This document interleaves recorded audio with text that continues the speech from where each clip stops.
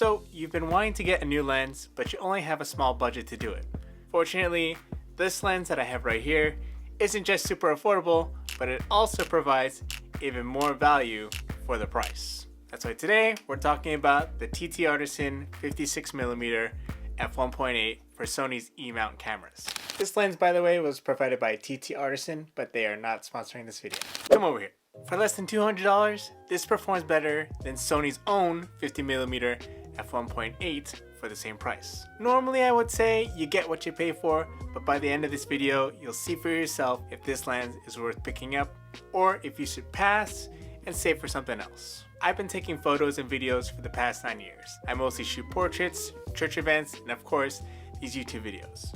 And in nearly all these situations, especially in low light, this lens comes in handy. And when you actually have it in your hand, this lens is pretty light, coming in at 270 grams with a metal body. Personally, I like to handle lenses that give me that premium feel with the metal finish and yet still be light, rather than having a plastic lens that feels light. Or maybe you want something in the middle. Working our way from top to bottom, on the front of the lens, you'll see that we have a 52mm lens filter thread. And this is if you're interested in getting things like ND filters or circular polarizers for your photos or videos. Working our way to the main body of the lens, as you look around, you won't find much of any buttons or switches, just the focus ring.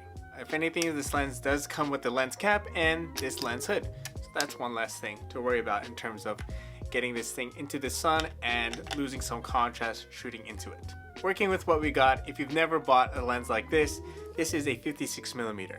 And if you want the full frame equivalent, you multiply 56 times 1.5 and you get effectively an 84mm lens. 84mm or 85mm is great for portraits, so I'm really liking where this lens sits at. As someone who likes to take portraits, this focal length is a great one to have in your kit. This being a mirrorless lens, naturally you'll have that fly-by-wire system going on in your camera lens, which pretty much means that when you rack focus to the right or rack focus to the left, it's not going to be exact every time. So if you move it to the right just a little bit, move it to the left a little bit, it'll be rather consistent, but it won't always hit the same mark as you keep pulling left and right. Whereas with the old DSLR lenses that have the markings 5 feet, 2 meters, whichever, you know that it's gonna hit the mark every single time. The focusing on this lens is all electronic, so it's not always going to be perfect, unfortunately.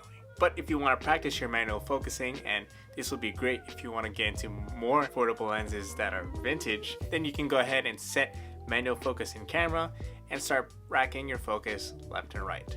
Fortunately, you can still have a consistent pull to the right, consistent pull to the left, and it's not going to go crazy no matter how fast or slow you pull it. You're still going to have a nice linear focus experience. In terms of having focus breathing when shooting video, this lens gave me two different experiences. I tried using this when doing some video in the church, and I noticed that from far distances, the focus breathing, the breathing of your subjects in and out wasn't so bad. But when I was using this in a restaurant, yeah, the distances, the breathing was just quite exaggerated. But it depends what you're using it for, and for me, I don't mind that breathing. Now you'll quickly notice in my samples that this lens is pretty good at isolating subjects. So does that mean that I can also use it for macro?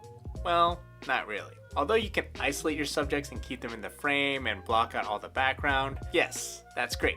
But if you want to get the finer details, just know that the closest distance that you can get in with this lens to your subject is around 0.5 meters or 1.6 feet. So you're not going to be able to get like the small lettering on like lenses or any other subjects. Now normally when you do this with something like the Sony 50mm f1.8, you'll quickly hear this annoying ringing noise about it trying to find its focus. This doesn't have a noisy focus experience. But if you use it in the right way, you'll be able to take this thing out to the park like I did and just shoot some portraits with your friends, family members, loved ones. And here's some sample photos that I have of me shooting around golden hour. Aside from the great lighting, I enjoy the photos. I love the bokeh. I love the sharpness. Love the colors. The contrast was just good enough for me. And I don't really have much to complain. In terms of being able to catch eye and face autofocus along with my newer Sony cameras, I had no difficulty whatsoever. And to even try to push this lens a little further, I decided to take this out to a pickleball tournament that I was a part of, and I tried capturing photo and video. For the most part, it did track the faces of the players, especially the ones that I wanted. Again, this lens is great for isolating your subjects. And every now and then, I got some motion blur, and maybe I could have dialed in my shutter speed to be faster, but nonetheless, this lens still kept up. It wasn't hunting as much as I expected this thing to do, and I was using the Sony ZV-E10 Mark II. For less than $200, you aren't really going to be picking at this thing for the sharpness and saying how dull the edges might be, because this lens actually does a pretty decent job. Now normally with a prime lens, you're going to expect that there is not going to be as much sharpness, opened all the way up to something like f1.8.